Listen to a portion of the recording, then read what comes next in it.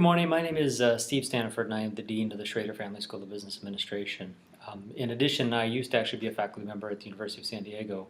And more importantly for this conversation, I have the opportunity to serve as one of your two instructors for the upcoming course on leadership, power, and politics in organizations. Because I live in Evansville, obviously it would be very difficult for me to come out and do a live preview. So I talked to Gina and Bridget and decided that I would do this preview via video.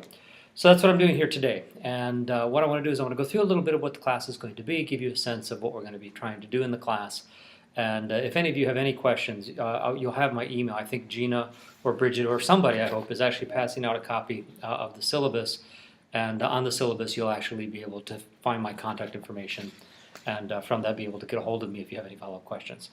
But basically, I'm really excited to teach this course. One of the things that you'll hear me say the weekend when I arrive there is one of the things I like about this course is not only am I the instructor, but I also live this stuff in my daily job. It's a topic of passion for me, and the opportunity to talk to you about this topic in detail is really, really exciting.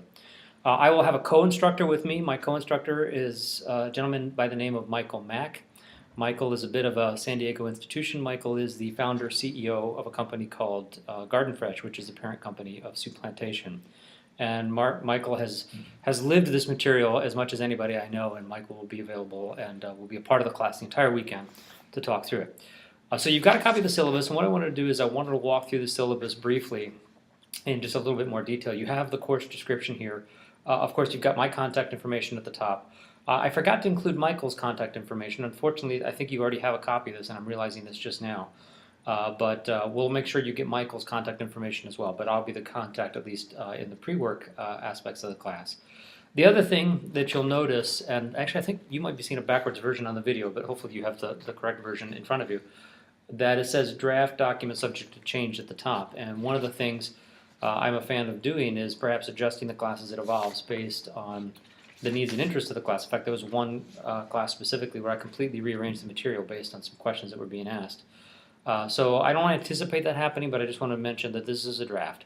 The one aspect that is not a draft is the due dates that are listed here, and you'll see those a little bit more about those in just a minute. But the course really is designed to understand power and politics in organizations. I actually do believe this is a key piece. You'll hear me say when the session actually happens actually check the dates here, when we are in class together on November 4th, 5th, and 6th, you'll actually hear me say that I actually think the key aspect of leadership, it isn't what you do that matters, it's what you get done, and you get things done through other people. And this class is really a class about how to influence other people in a way that allows you to do what it is you think needs to be done in terms of leading organizations. So, kind of going through the course objectives, when we complete this, you should be able to recognize situations that involve the use of power. We'll spend a fair amount of time talking about that. Identify principal actors and their points of view. That ends up being a key piece, and you'll hear more about that as the class evolves. Understanding some specific strategies, understanding the consequences, and really develop a sense of what this material means to you. And that all ends up being, in my mind, fairly important aspects of this overall class. There are two books for the class. The two books are, of course, first of all, Influence by Cialdini, and in fact, it does look backwards in the video screen, but hopefully your versions don't look backwards. You may have a slightly different looking copy because I think this is a slightly older edition. One of the things that Robert Cialdini is fond of doing is he does a good job of updating his book with new examples and updated research. And we'll cover some of that in the class, but it's a great resource, and I encourage you to read through this in its entirety. It's a really good book, and I think you'll enjoy reading it. But the real textbook for the class is this book, and hopefully you have copies of this book as well, and somebody, Gina or Bridget, is passing these out right now. And this book is titled Managing with Power by Jeff Pfeffer. And to the extent that there's a textbook in this class, this is it. This is the book that I really want you to pay the most attention to, because this book, in my mind, really is the essence of what we'll be talking about. So as we go through this, there's going to be a variety of different things that we're going to be looking at. One of the things I want you to pay particular attention to is there is the management process of power perspective, starting on page 28 and continuing on page 29. That's going to be a big framework for the class in general. So please take some time to look at that and read this book as well, because that's really going to be the framework of what we spend the bulk of our time talking about. So just going through a little bit more in terms of the course and what it's going to look like. Basically, if you look at the outline, and this is the last page of the syllabus, you'll see that on Friday we're going to start talking some basic ideas about what power is and kind of how some traditional definitions. But then we'll very quickly jump into Pfeffer's work in terms of providing a framework. And Pfeffer's work, again, is this book. Pfeffer's work for providing a framework for understanding power. So please make sure you've read that in advance because that's going to be really important to our discussion. And then we'll have a bit of an introductory video from Cialdini, which is the second book, to tell us a little bit more about his material. There's going to be some group stuff, which I'll talk about in just a second. And then on Saturday, we'll get more into the Cialdini material itself. And we'll obviously follow up some with the Pfeffer stuff, but most of it will be Cialdini. And then a big part of Saturday afternoon is going to be your group projects. And then on Sunday, you'll be presenting your groups. So I want to spend just a minute talking about the group project material itself. The group project, and this is all outlined on the deliverables page of the syllabus, the evaluation part.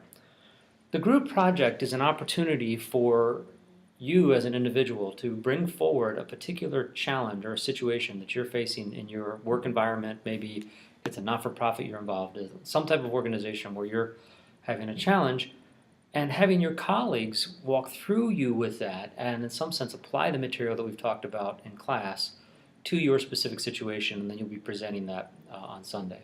So to me, this is a real golden opportunity for somebody to really get free consulting from your colleagues, and of course Michael and I will be there as well, providing feedback on the group project, especially on Saturday, because on Saturday our goal is to help you as much as possible prepare for Sunday's class.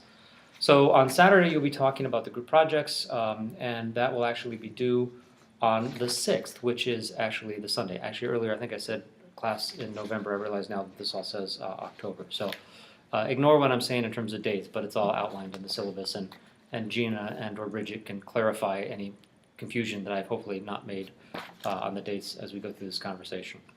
But on Saturday, whatever date that ends up being, Saturday is when you'll start the group projects and you'll be presenting those on Sunday. That's what Sunday's class is going to be all about. Now to prepare for that, one of the things we're requiring as your pre-work is that you actually do an individual situational analysis. And this individual situational analysis will basically be a rundown of your situation so that when you get together with your groups on Saturday, you can give them a pretty good sense of the situation you're facing, and then your groups will collectively pick one of the analysis to follow throughout the rest of the time, Saturday and then on Sunday as well. So those are the first two assignments. You've got the pre-work, which is the individualized assignment. You've got the group project, which shows up on Sunday. And then there's a final piece, which is more of an ethical implications reflection piece. That'll become a little bit more obvious when we talk about it during the class, but just the short version of this is really designed for you to reflect on what this material means for you and how you would implement this material in your own personal lives. So that's a little bit of the rundown of the class. I love teaching this topic. I'm really excited that even though I'm now far, far away at the University of Evansville, I can bore you to tears about why I'm here and what I'm doing if you want the weekend we're together. But even though I'm here in Evansville, I'm excited about the possibility, or actually in this case the reality, of coming back and sharing this material with you on the weekend that we'll be doing the class on leadership, power, and politics. So that gives you a rundown of the class. It's unfortunate that I can't be there to answer any of your specific questions today, but I just want to make it clear that I am available. You have my phone number and my email on the syllabus, and if you have any questions or concerns, feel free to contact me by email or by phone. And I'm really excited about seeing you all soon. I'm really excited about coming back to San Diego. The weather in Evansville is not nearly as nice, and I'm really excited to come back to San Diego to be able to talk about with you topic, and I think you're going to really enjoy the topic, and you haven't had a chance to meet Michael yet, but he's going to really add a lot to the class as well. So I look forward to seeing you all soon, and if you have any questions, please feel free to contact me.